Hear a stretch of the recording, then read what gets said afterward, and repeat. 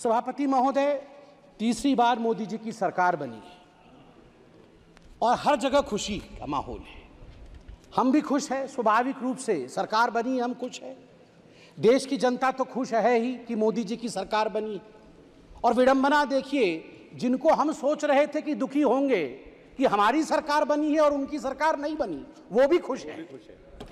तो मुझे तो समझ में नहीं आ रहा है, अगर चहुंदिक दिशा में खुशी का वातावरण है, हम खुश, देश खुश, वो भी खुश है, तो खतरे में कौन है और भयभीत कौन है? किसी को भयभीत नहीं होना चाहिए बंधु। आप तो खुश हैं, आप तो खुशी जाहिर कर रहे हैं, और डबल खुशी तो हमारे पास है। हमारे पास खुशी इस बात की भी है कि हमने सरकार बनाई है, और खुशी इस बात की भी है कि एलओपी राहुल जी बने। डबल खुशी है। और एक राहुल जी नहीं बने हैं, दो दो राहुल जी। आज एक राहुल जी ने कहा मैं आज एक नहीं हूं, मैं दो। जब एक राहुल से इतना बड़ा एसेट का हमें प्राप्ति हुई थी, आप सोचिए दो राहुल से इस देश को कितना लाभ होगा। और मुझे लगता है हमारे जो विपक्ष के साथी हैं उन्हें भी दो राहुल से बहुत ही लाभ होगा। नहीं, अच्छी बात है। देखिए, राहुल जी एक एसेट हैं, इसमें कोई दो मत नहीं। मुझे लगता है विपक्ष के मेरे साथी भी इससे सहमत होंगे कि Rahul ji is an asset. Now we have double assets.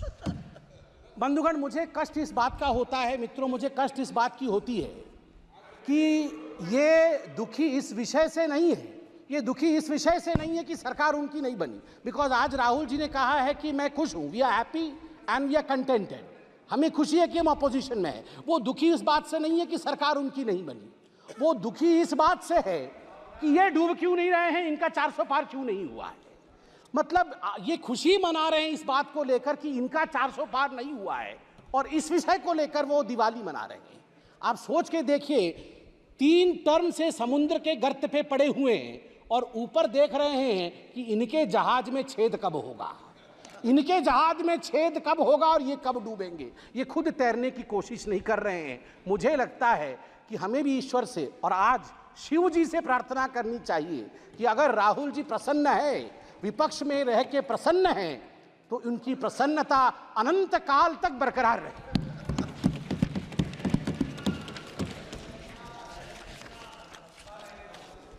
सभापति महोदय, मैं पहली बार सांसद बन के आया हूं। इससे पहले आप लोगों ने कई बार टीवी में देखा होगा। मुझे एक विषय, और यह पक्ष विपक्ष का विषय नहीं है, जब मैं 2010 में बैठता था टीवी पर और डिबेट्स होती थी, तो उस समय जब इलेक्शन डिक्लेयर होते थे तो अमूमन जो विषय उभर के आता था, तुरंत टीवी के एंकर्स के विषय में आज बातचीत हुई तो पहला विषय जो उभरता था कि अरे जातीय समीकरण क्या है, उस फलाने राज्य में चुनाव होने वाला है, वहां का जातीय समीकरण क्या है, वहां का धार्मिक समीकरण क्या है, MY समीकरण बनता है कि नहीं, कितने यादव है, कितने मुसलमान है, कितनी पिछड़ा वर्ग है, कितना अगड़ा वर्ग है। इस समीकरण से क्या हम सरकार बना पाएंगे, कौन सी पार्टी सरकार बनाएगी। टुडे आई कैन प्राउडली से that this narrative has been forever killed by the honorable Prime Minister, Mr. Narendra Modi ji's narrative of development. For the first time in the Indian polity's history, the narration today is how many toilets have been constructed, how many Awas Yojanas have been sent to the poor people. पहली बार आज देश में चर्चा का विषय बना है कि देश में आज 12 करोड़ शौचालय है। देश में आज आवास योजना के माध्यम से 4 करोड़ घर पहुंचाए गए हैं। आज पीएम ग्राम सड़क योजना के माध्यम से 7,45,000 किलोमीटर सड़क बनी है। जल जीवन मिशन के माध्यम से 13 करोड़ घरों तक टैप वाटर पहुंचाया गया है। आज ODF 4 लाख से अधिक गांव आज ओपन डिफिकेशन फ्री ग्राम घोषित किए गए हैं। किसान सम्मान निधि आज लगभग 11 करोड़ 47 लाख किसानों को 3 लाख करोड़ रुपए उनके अकाउंट में डायरेक्ट बेनिफिट ट्रांसफर के माध्यम से दिया जा रहा है। Soil health card 23 crore soil health card बनाए गए हैं। उज्ज्वला के माध्यम से 9.5 करोड़ लोगों को गैस कनेक्शन दिया गया है। सबसे बड़ी बात है कि DBT के माध्यम से लगभग 32 लाख करोड़ रुपए लाभार्थियों को दिया जा रहा है। याद करिए, एक ऐसा समय था जब तत्कालीन प्रधानमंत्री राजीव गांधी कहते थे मैं 100 पैसे भेजता हूं, 1 रुपए भेजता हूं, तो मात्र 18 पैसे नीचे पहुंचते हैं, बाकी बीच में ही समाप्त हो जाते हैं।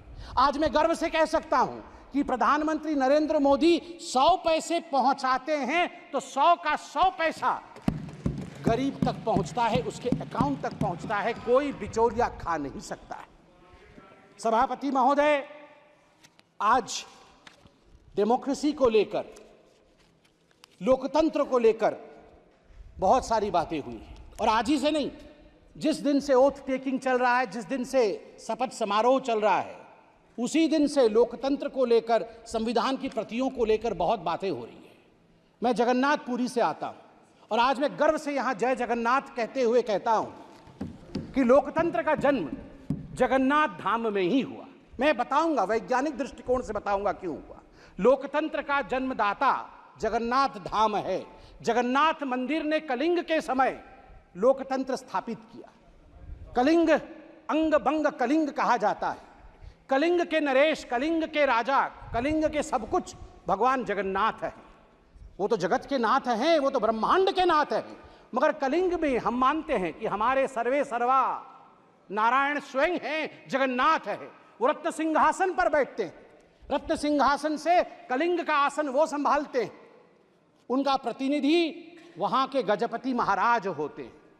मगर आप देखिए सुंदरता, लोकतंत्र का जन्म कैसे होता है। जगन्नाथ महाराज भी राजाधिराज जगन्नाथ, इस जगत के नाथ जगन्नाथ, रत्न सिंहासन को त्याग करके साल में एक बार वो रथारूढ़ होते हैं। वो कहते हैं मैं गरीबों से मिलने जाऊंगा, उनके घर तक जाऊंगा, जो मेरे पास नहीं आ सकते हैं मैं उनसे मिलूंगा। यही लोकतंत्र है, यह प्रजातंत्र है। और जब रत्न सिंहासन त्यज करके जगन्नाथ रथारूढ़ होते हैं, रथ पर आते हैं, तो गजपति महाराज, उड़ीसा के जो महाराज हैं, वो अपने हाथ में झाड़ू लेकर खुद जगन्नाथ के आगे झाड़ू चलाते हैं। उस दिन वो सफाई कर्मचारी बन जाते हैं और गर्व के साथ मैं उत्कल पुत्र उड़ीसा का निवासी कह सकता हूं। इसी कारण से उड़ीसा में जाति प्रथा नहीं है, क्योंकि हमारे राजा को झाड़ू पकड़ना पड़ता है। जगन्नाथ के सामने लोकतंत्र चलती है और लोकतंत्र की जगन्नाथ की भूमि में राजा भी झाड़ू मारने के लिए बाध्य है। उसे छेरा पहरा कहते हैं। 7 तारीख को रथ यात्रा है, आप देखेंगे राजा स्वयं झाड़ू मार रहे होंगे और तभी जगन्नाथ आगे बढ़ेंगे।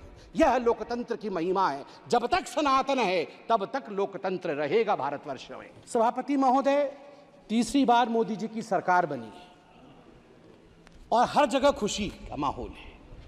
हम भी खुश हैं, स्वाभाविक रूप से सरकार बनी, हम खुश हैं। देश की जनता तो खुश है ही कि मोदी जी की सरकार बनी। और विडंबना देखिए, जिनको हम सोच रहे थे कि दुखी होंगे कि हमारी सरकार बनी है और उनकी सरकार नहीं बनी, वो भी खुश है। तो मुझे तो समझ में नहीं आ रहा है, अगर चहुंदिक दिशा में खुशी का वातावरण है, हम खुश, देश खुश, वो भी खुश है, तो खतरे में कौन है और भयभीत कौन है? किसी को भयभीत नहीं होना चाहिए बंधु। आप तो खुश हैं, आप तो खुशी जाहिर कर रहे हैं और डबल खुशी तो हमारे पास है। हमारे पास खुशी इस बात की भी है कि हमने सरकार बनाई है और खुशी इस बात की भी है कि एलओपी राहुल जी बने। डबल खुशी है। और एक राहुल जी नहीं बने हैं, 2 राहुल जी। आज एक राहुल जी ने कहा मैं आज एक नहीं हूं, मैं 2।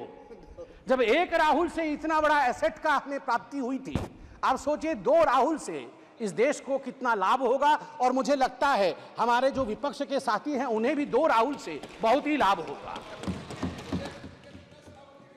नहीं, अच्छी बात है। देखिए, राहुल जी एक एसेट हैं, इसमें कोई दो मत नहीं। मुझे लगता है विपक्ष के मेरे साथी भी इससे सहमत होंगे कि Rahul ji is an asset. Now we have double assets. बंधुगण, मुझे कष्ट इस बात का होता है, मित्रों, मुझे कष्ट इस बात की होती है कि ये दुखी इस विषय से नहीं है, ये दुखी इस विषय से नहीं है कि सरकार उनकी नहीं बनी। बिकॉज आज राहुल जी ने कहा है कि मैं खुश हूं, we are happy and we are contented. हमें खुशी है कि हम अपोजिशन में हैं। वो दुखी इस बात से नहीं है कि सरकार उनकी नहीं बनी, वो दुखी इस बात से है कि ये डूब क्यों नहीं रहे हैं, इनका 400 पार क्यों नहीं हुआ है।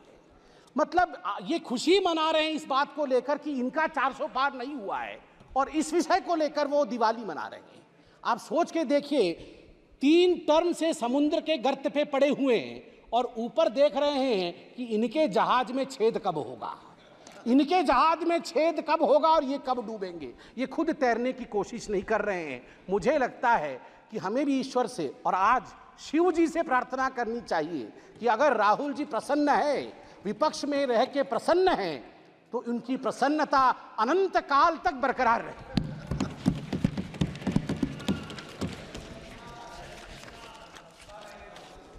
सभापति महोदय, मैं पहली बार सांसद बन के आया हूं। इससे पहले आप लोगों ने कई बार टीवी में देखा होगा।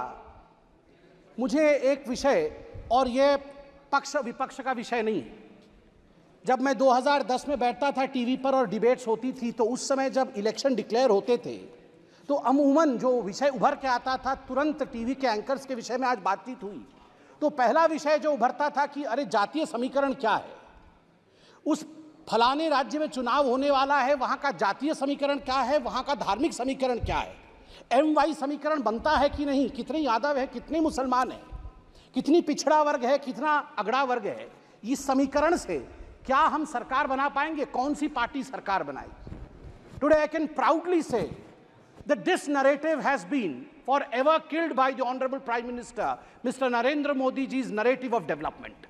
For the first time in the Indian polity's history, the narration today is how many toilets have been constructed, how many Awas Yojanas have been sent to the poor people.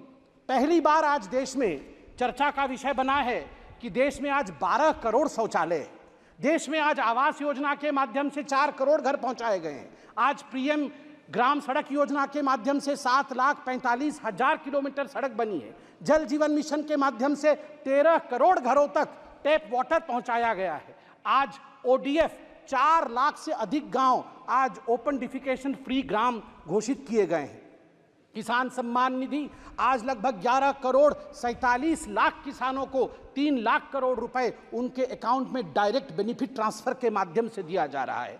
Soil health card 23 crore soil health card बनाए गए हैं, उज्ज्वला के माध्यम से 9.5 करोड़ लोगों को gas connection दिया गया है। सबसे बड़ी बात है कि डीबीटी के माध्यम से लगभग 32 लाख करोड़ रुपए लाभार्थियों को दिया जा रहा है। याद करिए, एक ऐसा समय था जब तत्कालीन प्रधानमंत्री राजीव गांधी कहते थे मैं 100 पैसे भेजता हूं, 1 रुपए भेजता हूं, तो मात्र 18 पैसे नीचे पहुंचते हैं, बाकी बीच में ही समाप्त हो जाते हैं।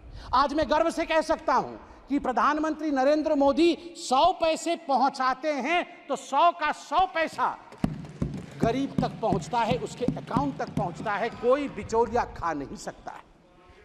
सभापति महोदय, आज डेमोक्रेसी को लेकर, लोकतंत्र को लेकर बहुत सारी बातें हुई हैं, और आज ही से नहीं, जिस दिन से ओथ टेकिंग चल रहा है, जिस दिन से शपथ समारोह चल रहा है, उसी दिन से लोकतंत्र को लेकर, संविधान की प्रतियों को लेकर बहुत बातें हो रही है। मैं जगन्नाथपुरी से आता हूं और आज मैं गर्व से यहां जय जगन्नाथ कहते हुए कहता हूं कि लोकतंत्र का जन्म जगन्नाथ धाम में ही हुआ। मैं बताऊंगा, वैज्ञानिक दृष्टिकोण से बताऊंगा क्यों हुआ। लोकतंत्र का जन्मदाता जगन्नाथ धाम है।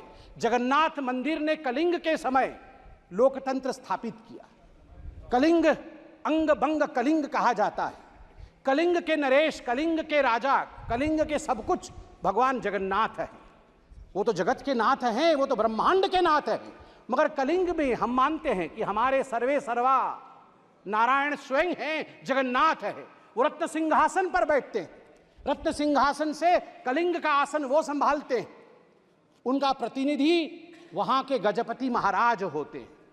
मगर आप देखिए सुंदरता, लोकतंत्र का जन्म कैसे होता है। जगन्नाथ महाराज भी राजाधिराज जगन्नाथ, इस जगत के नाथ जगन्नाथ रत्न सिंहासन को त्याग करके साल में एक बार वो रथारूढ़ होते हैं। वो कहते हैं मैं गरीबों से मिलने जाऊंगा, उनके घर तक जाऊंगा, जो मेरे पास नहीं आ सकते हैं मैं उनसे मिलूंगा। यही लोकतंत्र है, यह प्रजातंत्र है। और जब रत्न सिंहासन त्यज करके जगन्नाथ रथारूढ़ होते हैं, रथ पर आते हैं, तो गजपति महाराज, उड़ीसा के जो महाराज हैं, वो अपने हाथ में झाड़ू लेकर खुद जगन्नाथ के आगे झाड़ू चलाते हैं। उस दिन वो सफाई कर्मचारी बन जाते हैं। और गर्व के साथ मैं उत्कल पुत्र उड़ीसा का निवासी कह सकता हूं, इसी कारण से उड़ीसा में जाति प्रथा नहीं है, क्योंकि हमारे राजा को झाड़ू पकड़ना पड़ता है। जगन्नाथ के सामने लोकतंत्र चलती है, और लोकतंत्र की जगन्नाथ की भूमि में राजा भी झाड़ू मारने के लिए बाध्य है, उसे छेरा पोहरा कहते हैं। 7 तारीख को रथ यात्रा है, आप देखेंगे राजा स्वयं झाड़ू मार रहे होंगे और तभी जगन्नाथ आगे बढ़ेंगे।